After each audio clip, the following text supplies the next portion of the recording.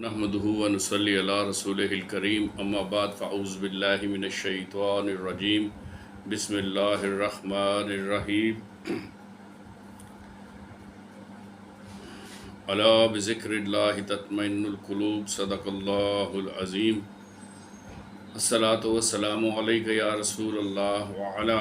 आलिका व अस्हाबिका या हबीबल्लाह। मेरा नाम महमूद नज़ीर है और आप देख रहे हैं यूट्यूब चैनल। आज 10 मुहर्रम है और 2022 है। आज हम जिस मौजू पे बात करेंगे वो है अल-कायदा के मौजूदा अमीर और रहनुमा ऐमन अज़-ज़वाहिरी की शहादत पे।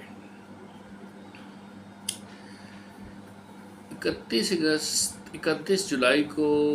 ऐमन अज़-ज़वाहिरी को काबुल में शेरपुर के मकाम पे एक मकान की बालाई मंजिल पे बालकनी में खड़े एक अमेरिकन ड्रोन ने, जिसका नाम हेलफायर R9X है, जिसे मार्टिन हेड कंपनी ने तैयार किया है, जो 1984 से उसके बहुत सारे वर्जन सामने आ चुके हैं। ख़ास किस्म के निंजा बॉम्ब ने उनको हिट किया। लेकिन ये सारी मालूमात जो हैं वो हमें अमेरिकन मीडिया ने ही फ़राहम की हैं। और उन्होंने ये दावा किया है, अमेरिका के प्रेसिडेंट ने दावा किया है कि मेरे हुक्म के ऊपर ये ऑपरेशन किया गया और जो दुनिया का सबसे बड़ा दहशतगर्द था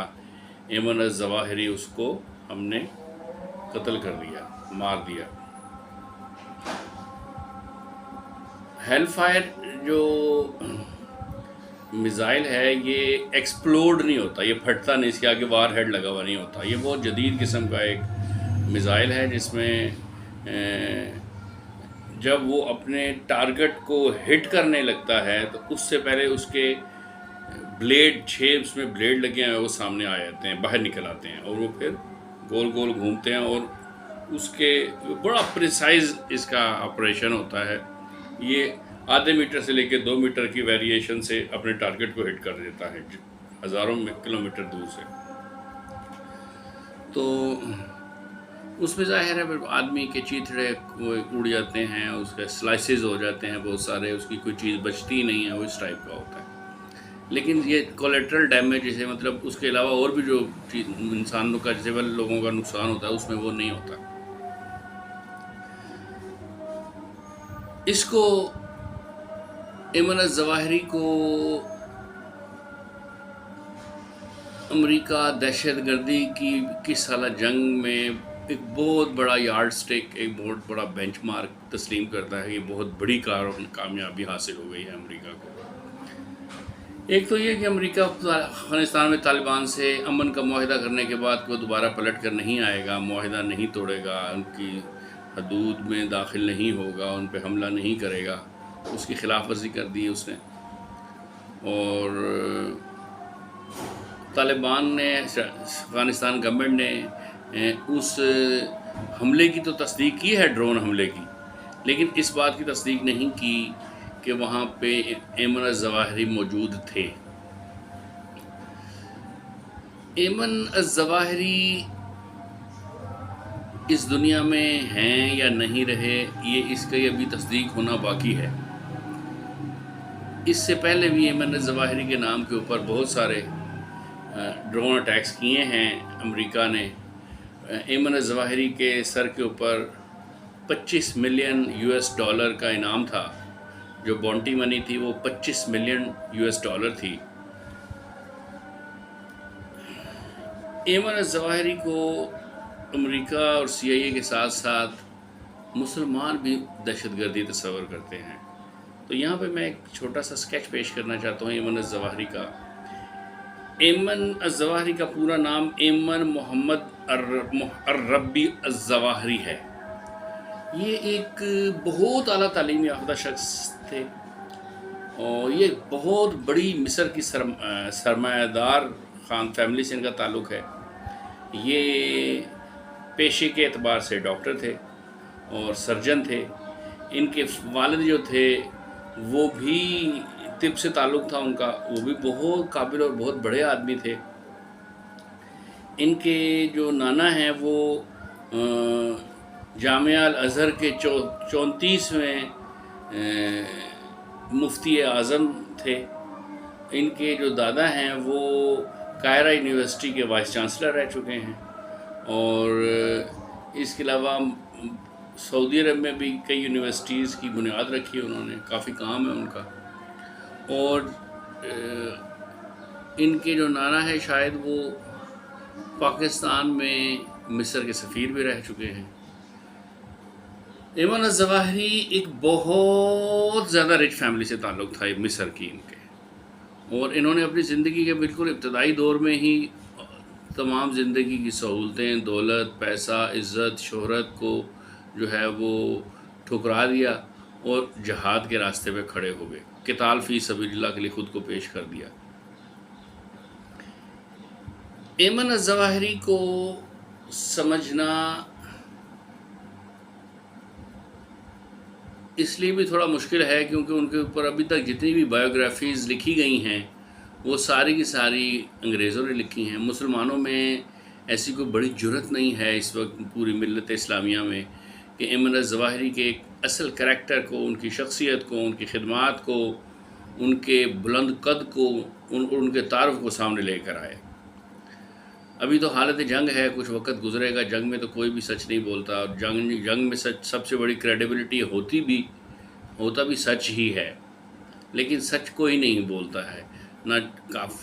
دشمن فوج بولتی ہے، نہ مسلمان فوج بولتی ہے، نہ وہ سارے واقعات کو دیکھنے والے لوگ جو خوف کے وجہ سے خاموش رہتے ہیں وہ بھی سچ نہیں بولتے۔ اب میں کچھ ایمن الظواہری کو سمجھنے کے لیے یہ ضروری ہے کہ آپ پہلے یہ سمجھیں کہ ان کے مینٹور کون تھے۔ بنیادی طور پہ ایمن الظواہری جو ہیں یہ صحیح العقیدہ سنی تھے، اور ان کا شاذلی سلسلے سے تعلق تھا۔ یہ امام ابو الحسن علی بن عبداللہ الشاذلی جو ہیں یہ شاذلی سلسلے کے ایک بہت بڑے بزرگ ہیں۔ ان کا بھی ایران سے ہے، تو ان کا موراکو سے تعلق، مراکش سے، لیکن ان کا زیادہ انفلوئنس جو ہے وہ مصر میں تھا۔ اپنی زندگی کافی وقت جو ہے وہ انہوں نے حضور نبی کریم صلی اللہ علیہ وسلم کے حکم پہ مصر میں گزارا۔ ایمن الظواہری کو سمجھنے سے پہلے یہ بھی ضروری ہے کہ یہ جان جائیں کہ ان کے اوپر زندگی میں جب کہ وہ 13، 14، 15 سال کے تھے کس قسم کے خیالات کی چھاپ تھی۔ اگر ہم سید قطب شہید کو نہیں جانتے تو بھی ہم ایمن الظواہری کو نہیں جان سکتے۔ اگر ہم امام حسن البنا الشاذلی کو نہیں جانتے تو بھی ہم ایمن الظواہری کا ہمیں تعارف سمجھ میں نہیں آ سکتا۔ اور اگر ہم امام شیخ حسن البنا کے مرشد محترم شیخ عبدالوہاب حسابی الشاذلی کا ہمیں تعارف نہیں ہے تو بھی ہمیں ایمن الظواہری کی شخصیت سمجھ میں نہیں آ سکتی۔ اور اگر ہم محمد قطب کو نہیں جانتے تو بھی ایمن الظواہری کی شخصیت سمجھ میں نہیں آ سکتی۔ اگر ہم جمال عبد الناصر کے مکروہ کردار کو نہیں جانتے تو بھی ایمن الظواہری سمجھ میں نہیں آ سکتا۔ اگر ہم انور سادات کی اسلام دشمن پالیسیز اور اس کے قتل کے تاریخی واقعے سے واقف نہیں ہیں تو بھی ایمن الظواہری سمجھ میں نہیں آ سکتا۔ اور اگر ہم امام احمد سعید خضر الشاذلی کو نہیں جانتے تو بھی ایمن الظواہری سمجھ میں نہیں آ سکتے۔ اور اگر ہم شاذلی سلسلے کو نہیں جانتے تو بھی ہمیں سمجھ میں نہیں آ سکتے۔ تو اس لیے پہلے شاذلی سلسلے کے بارے میں 2-4 گزارشات پیش کروں گا۔ شاذلی سلسلہ جو ہے یہ اس کے جو بانی ہیں جنہوں نے اس کی بنیاد رکھی، ان کا نام امام ابو الحسن علی بن عبداللہ بن عبد الجبار الشاذلی ہے۔ شاذلی سلسلہ ایک پراسرار سلسلہ ہے۔ شاذلی سلسلے کے اسباق میں حسبنا اللہ نعم الوکیل و نعم المولا و نعم النصیر اور دلائل الخیرات اور حزب البحر پڑھی جاتی ہیں۔ اس کے علاوہ صلاۃ المشیش بھی وظیفے کے طور پہ پڑھی جاتی ہے۔ شاذلی سلسلے کے پوری دنیا میں کروڑوں لوگ شاذلی سلسلے کو مسلمانوں میں ہیں ماننے والے، مڈل ایسٹ میں یہ بہت زیادہ ہے۔ شاذلی سلسلے میں جنات کے معاملات بہت زیادہ ہیں، پراسرار معاملات بہت زیادہ ہیں۔ شاذلی سلسلے کے اکثر بزرگ جو ہیں، وہ جو اس سلسلے کے جو بزرگ گزرے ہیں، جیسے وہ العباس المرسی جو کہ حضرت ابو الحسن علی بن عبداللہ الشاذلی کے مرید بھی تھے، خلیفہ بھی تھے اور داماد بھی تھے، ان سمیت اور بہت سارے، اور حضرت ابو الحسن علی بن عبداللہ الشاذلی کے جو مرشد ہیں مولائے عبدالسلام الشاذلی، یہ بھی شہید ہوئے۔ اس سلسلے کے کئی سارے صوفیہ بزرگ شہید ہوئے ہیں۔ ان کے ہاں پہ سسٹم میں پرسراریت ہے، زیادہ تر یہ لوگ قتل ہوئے ہیں، اور یہ جان جائیے کہ جامعہ الازہر کی جو بنیادیں ہیں، ان کی بنیادوں میں ایک مدرسہ تھا جس کا نام مدرسہ کاملیہ تھا، اور وہ مدرسہ کاملیہ جو ہے اس کی پہلی اور آخری اینٹ وہ حضرت امام ابو الحسن الشاذلی رحمۃ اللہ تعالیٰ علیہ نے ہی رکھی تھی۔ پھر بعد میں اس کی جو جدید تعمیر کی گئی تو اس کا نام جامعہ الازہر رکھا گیا۔ تو یہ جامعہ الازہر کے اصل بانی جو ہیں وہ بھی شاذلی سلسلے کے بزرگ امام ابو الحسن علی بن عبداللہ شاذلی ہی ہیں۔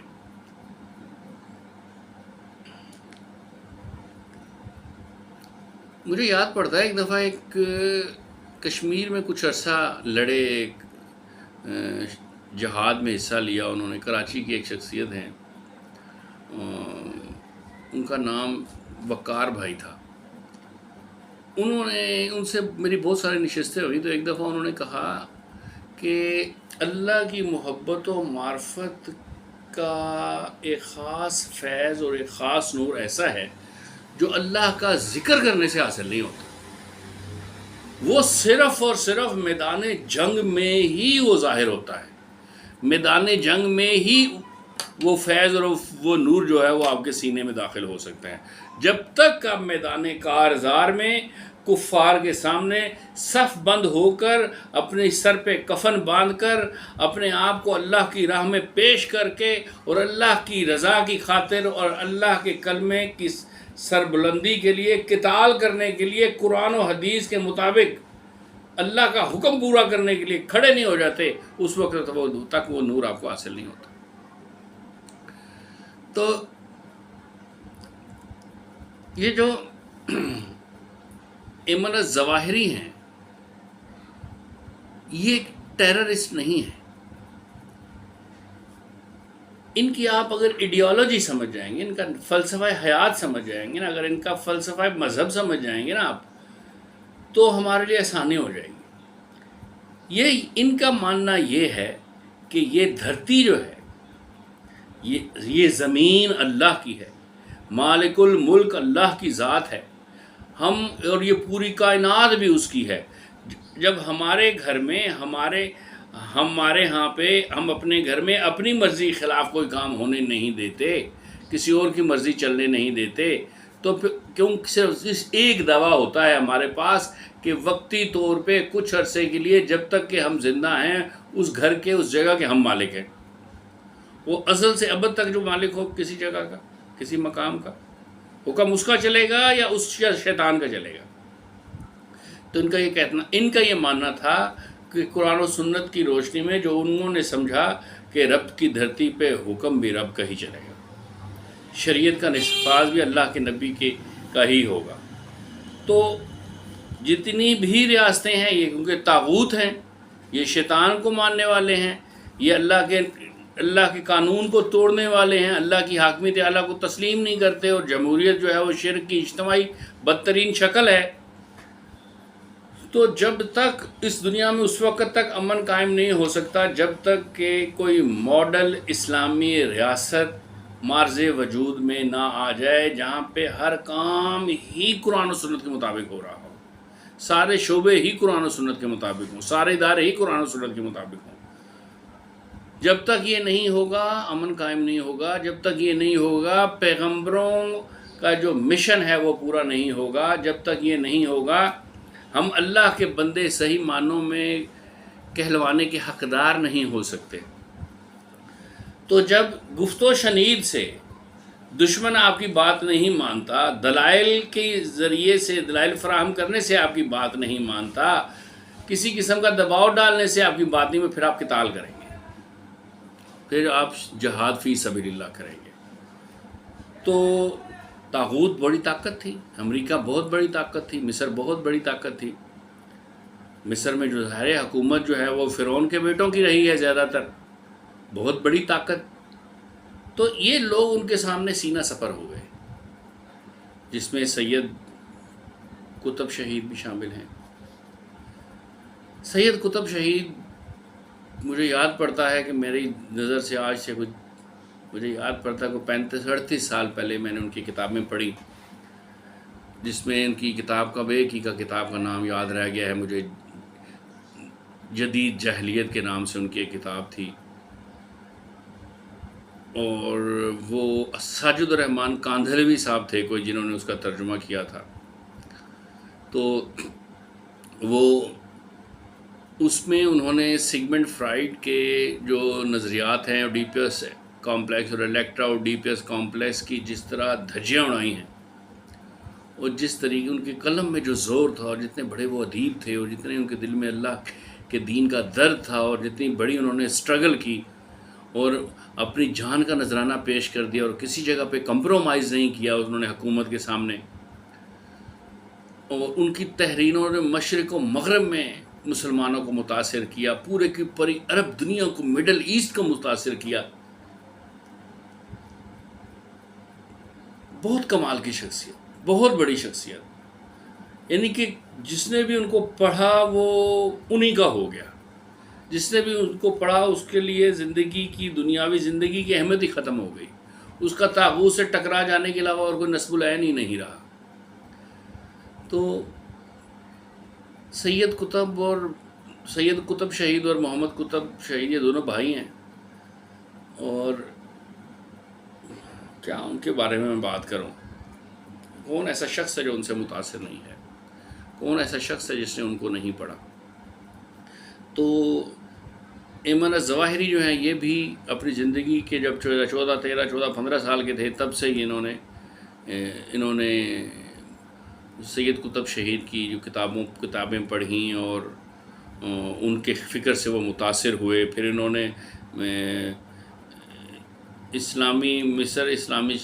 جہاد کے نام سے ایک تنظیم کی بنیاد بھی رکھی، وہاں پہ 2-3 سال انہوں نے فوج میں بھی خدمات سر انجام دی، کیونکہ یہ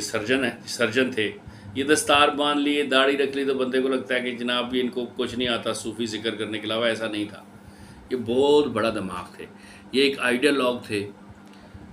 اور جب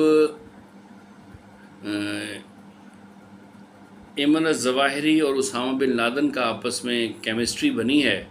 تو پھر امریکہ کے خلاف اور امریکہ کے جو پٹھو ہیں جہاں جہاں ان کی حکومتیں اور جیسے قسم کے انہوں نے ان کے خلاف ان کو چیلنج کرنے میں انہوں نے بہتر انداز میں کردار ادا کیا۔ ایمن الظواہری جو ہیں وہ ایک عبد المعیز نام کے ایک کویتی پاسپورٹ پہ امریکہ کا بھی انہوں نے سفر کیا، وہاں پہ انہوں نے تقریریں کیں، وہاں سے انہوں نے فنڈز اکٹھے کیے تقریباً $25,000 کے قریب۔ ایمن الظواہری نے اپنی ساری زندگی جد و جہد میں گزاری، انہوں نے 4 شادیاں کیں، ان کے کافی سارے 6-7 بچے تھے۔ 2002-2003 میں ان کے 2 بچے اور ان کی اہلیہ جو تھیں وہ جو بہت سخت پردے کی پابند تھیں، وہ ایک ڈرون حملے میں جو ہے وہ شہید ہو گئیں۔ ایمن الظواہری جو ہے یہ بنیادی طور پہ القاعدہ کا بہت بڑا دماغ تھا۔ جتنی بھی نظریاتی لٹریچر ہے القاعدہ کا وہ، اور جتنے بھی ہمیں ہینڈ بلز اور جتنے بھی لیفلیٹس سامنے آئے دنیا پوری میں، ان کے پیچھے انہی کا دماغ تھا، وہ انہی کی تحریریں تھیں۔ ایمن الظواہری جو ہیں وہ بہت وقت اپنے سلسلے کے اسباق کے بڑے پابند تھے، اور شاذلی سلسلے کے اسباق کے بڑے پابند تھے، اور تصوف کا یہ وہ ایک انمول سا ایک صوفیاء کا گروہ ہے جنہوں نے اپنے آپ کو خانقاہوں میں محصور نہیں کیا، جنہوں نے اسباق کی ترتیب کو قائم رکھنے میں ہی صرف خود کو اپنی زندگی کو نہیں کھپایا، بلکہ اس طریقے سے خود کو مینٹین کیا کہ ایک ہی وقت میں یہ اپنے سلسلے کے اسباق کو پڑھنے کے بھی ماہر تھے، یہ حزب البحر بھی پڑھتے تھے، یہ دلائل الخیرات بھی پڑھتے تھے، یہ صلاۃ المشیس بھی پڑھتے تھے، اور اس کے ساتھ ساتھ یہ اللہ کے راستے میں قتال بھی کرتے تھے، امریکہ جیسی طاغوت کو جنہوں نے چیلنج بھی کر رکھا تھا، اور ان کو ناکوں چنے بھی چبوائے۔ ایمن الظواہری شاید اب اس دنیا میں نہیں رہے، اور وہ کئی کتابوں کے مصنف بھی تھے۔ ایک کتاب انہوں نے پاکستان کے آئین کی اسلامی اور غیر اسلامی شقوں کی پہ تبصرہ کرتے ہوئے بھی لکھی، جو لگ بھگ 190 صفحات پہ مبنی ہے، اور اس کا اردو میں بھی ترجمہ ہو چکا ہے، سپید سحر اور ایک ٹمٹماتا چراغ کے نام سے، اس طرح کر کے کتاب کا نام ہے۔ ہمارا المیہ یہ ہے کہ نہ اہل تصوف یہ جانتے ہیں کہ یہ شاذلی سلسلے کے لوگ ہیں، نہ عام عوام جو ہے وہ یہ جانتی ہے کہ یہ شاذلی سلسلے کے لوگ ہیں۔ امریکہ نے ایک القاعدہ کا مطلب ہوتا ہے بیٹھنے کی جگہ، انہوں نے پاکستان میں بھی سرو کیا۔ ان کے سب سے بڑے جو مینٹور تھے جن سے انہوں نے فیض لیا اور ان کی زندگی میں بہت انقلاب آیا، وہ ایک شخصیت تھے جن کا کینیڈا سے تعلق تھا، احمد سعید خضر الشاذلی۔ یہ ایک بہت بڑے شیخ تھے، اور افغانستان کے جہاد میں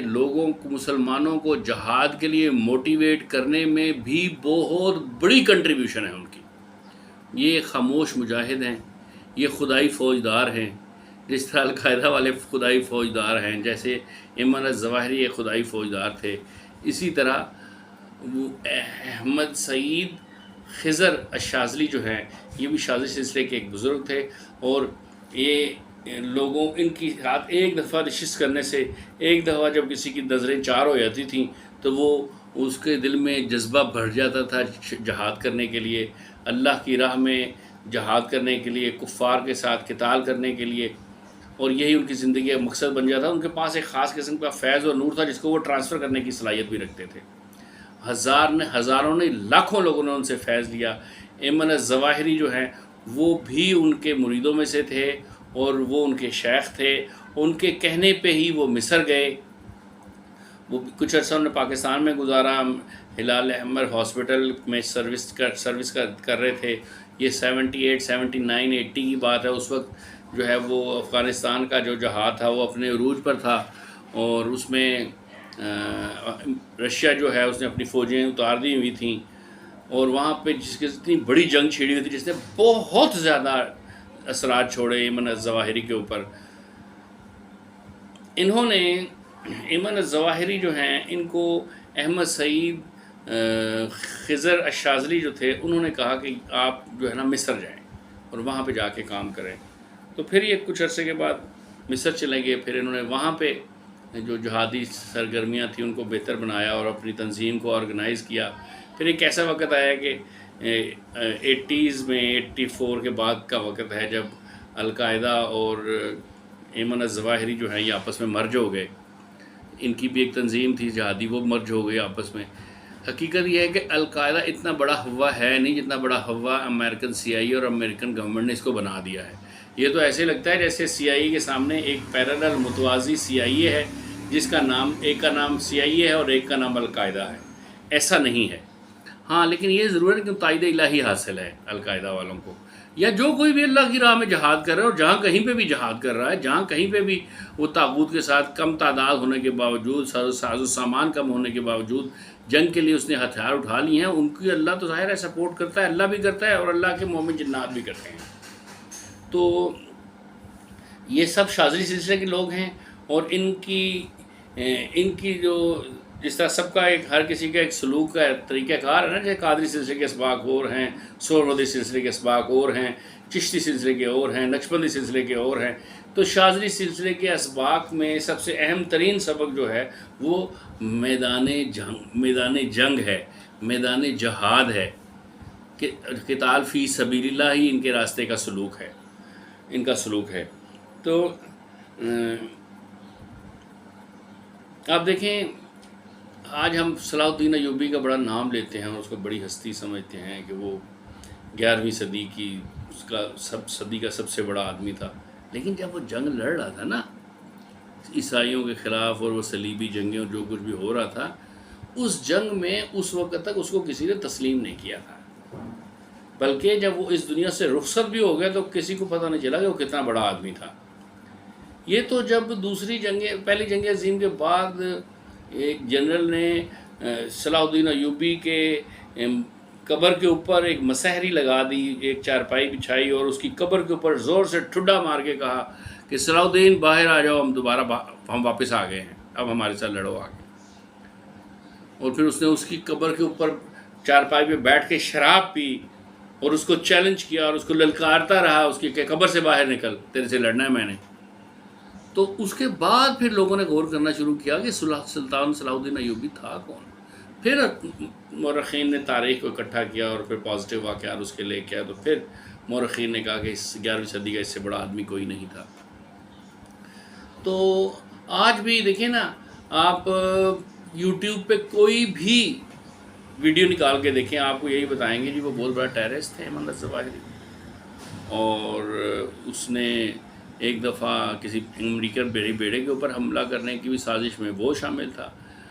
اور 9/11 کے واقعات کا بھی ماسٹر مائنڈ وہ تھا۔ اور جو دنیا کے الزامات ہیں جن کو امریکہ 100 سال تک بھی لگا رہے تو ثابت نہیں کر سکتا اور سب جھوٹ ہیں، فراڈ ہیں، وہ سب اس کے اوپر لگا دیے ہیں۔ تو ایمن الظواہری جیسے لوگ سلطان صلاح الدین ایوبی کی طرح صدیوں میں پیدا ہوتے ہیں، اور ایک صدی میں کوئی 1-2 ہی لوگ ایسے ہوتے ہیں۔ ایمن الظواہری کون تھا اور اس کی شخصیت کیسی تھی، وہ کتنی بڑی شخصیت تھے، ان کی کیا خدمات تھیں، انہوں نے اسلام کے لیے اپنا جگر کا خون کیسے پیش کیا، اتنے سارے لوگوں کو جہاد کا جذبہ اور شہادت کا شوق کیسے دلایا، اس کے اوپر جب کبھی بھی ہمارے اوپر یہ جو خوف طاری ہے نا امریکہ کا، امریکہ کی سپر پاور ہونا کہ اس کی 800 سے زیادہ ملٹری بیسز ہیں پوری دنیا میں، اور اس کا جو دفاع کا بجٹ ہے وہ پینٹاگون کو خود بھی معلوم نہیں ہے کہ کتنا ہے، اور جب تک کہ ہم CIA اور موساد کے خوف سے باہر نہیں آئیں گے نا، ہمیں جب تک یہ سمجھ میں نہیں آئے گی کہ ڈسپرین کھانے سے بھی بندہ مر جاتا ہے، اور ایک گھر کی چھت کے اوپر سے گرنے سے بھی بندہ مر جاتا ہے، 6 فٹ کی دیوار سے بھی گر کے انسان مر جاتا ہے، اور اگر ہیل فائر R9X میزائل اس کے اوپر حملہ کر دے تو بھی انسان مر جاتا ہے۔ ایٹ دی اینڈ ہوتا ایک ہی کام اور وہ موت ہے، اور اس سے ڈر کے ملتا کچھ بھی نہیں ہے۔ تو ہمیں تھوڑی ہوش آنی شروع ہوگی، تب ہم حق کی بات کرنا شروع کریں گے، تب ہمارے دل میں اپنے شہیدوں کے لیے قدر پیدا ہوگی، تب ان کا نام سننے سے ہمارے دل میں جذبہ پیدا ہوگا، تب ان کی خدمات کو جان کے ہمارے دلوں کے اندر ایک ولولہ پیدا ہوگا۔ اس سے پہلے جب تک کہ ہم ناقابل شکست طاقت تسلیم کرتے رہیں گے اپنے دلوں کے اندر اور اپنے ذہنوں میں، امریکہ کو، اسرائیل کو،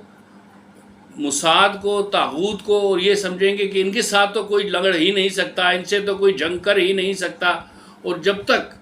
ہمیں یہ سمجھ نہیں آئے گی کہ خالی کلمہ پڑھنے سے ہم مسلمان مومن نہیں ہو جاتے، ہم ایمان میں داخل ہوتے ہیں، ایمان ہمارے اندر داخل نہیں ہوتا، تب تک جب تک کہ ہم اس دنیا میں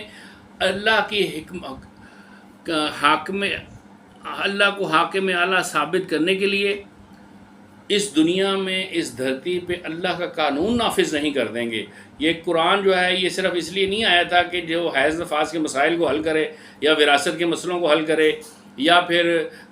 ہمیں پرانے انبیاء کے قصے سنائے، اور ہم سورہ مزمل اس لیے پڑھیں گے، اس کو 21 دفعہ پڑھیں گے تو جنات بھاگ جائیں گے، 121 دفعہ پڑھیں گے تو جیل سے رہا ہو جائیں گے، اور اگر 1100 دفعہ پڑھیں گے تو ہم بہت سارے جنات ہمارے دوست بن جائیں گے،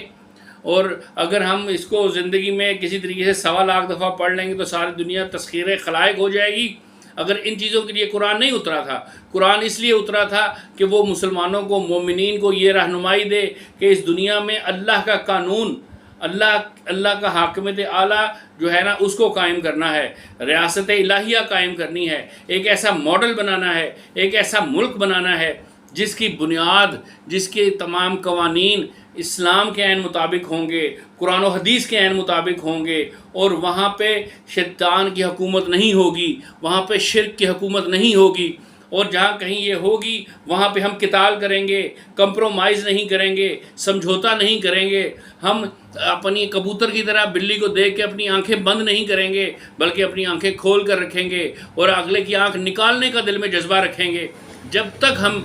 اس طرح کے مسلمان اور مومن نہیں ہوں گے تو اس طرح کے بکری ٹائپ کے مسلمانوں کی اسلام کو ضرورت نہیں ہے۔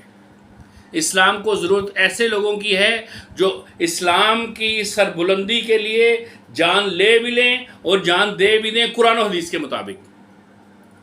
میری زندگی کا مقصد تیرے دین کی سرفرازی، میں اسی لیے مسلمان، میں اسی لیے نمازی۔ جب تک ایسے لوگ پیدا نہیں ہوں گے، ایمن الظواہری کوئی آخری آدمی نہیں ہے۔ ایمن الظواہری اگر اس دنیا سے چلا گیا تو اس سے فرق نہیں پڑتا جس طرح اسامہ بن لادن کے چلے جانے سے القاعدہ کو کوئی فرق نہیں پڑا۔ CIA نے، امریکن CIA نے القاعدہ کو بدنام کرنے کے لیے اور مسلمان امت کو کنفیوز کرنے کے لیے القاعدہ کے مقابلے میں داعش کو کھڑا کیا۔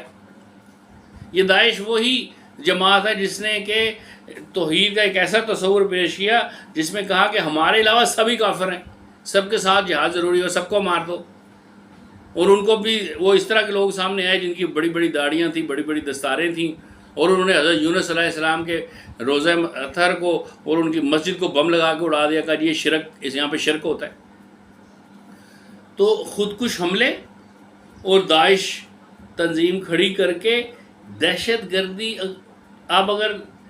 تجزیہ کریں گے تو آپ کو پتہ چلے گا کہ انسانی تاریخ میں دہشت گردی کی جو تاریخ ہے اس میں جو سب سے بڑا کردار ہے، سب سے بڑا کردار ہے وہ امریکہ کا ہے۔ تو Ayman al Zawahiri he was not the last man. Ayman al Zawahiri ایک سوچ ہے، ایمن الظواہری ایک فیض ہے، ایمن الظواہری ایک باطنی نور ہے، ایمن الظواہری ایک نظریہ ہے، ایمن الظواہری کے پاس شاذی سلسلے کے بزرگوں کا ایک فیض ہے جو اس دنیا سے جانے سے پہلے وہ 1 نہیں، 2 نہیں، 10 نہیں، 1000 نہیں، اس سے بہت زیادہ لوگوں کو وہ منتقل کر کے گئے ہیں۔ امام ایمن الظواہری کہ اللہ پاک درجات بلند فرمائے اور ان کی شہادت کو قبول فرمائے۔ ان کی شہادت سے شہیدوں کا یہ قافلہ اور مجاہدوں کا یہ دستہ جو ہے نہ یہ تھمے گا، نہ ڈگمگائے گا، نہ رکے گا، نہ فنا ہوگا۔ فنا ہوگا تو طاغوت فنا ہوگا، فنا ہوگا تو شرک فنا ہوگا، فنا ہوگا تو اللہ اور اس کے رسول کا دشمن فنا ہوگا، فنا ہوگا تو شیطان فنا ہوگا، اللہ اور اللہ کے نبی کا جو کلمہ ہے وہ سربلند ہوگا۔ وَمَا عَلَيْنَا إِلَّا الْبَلَاغُ۔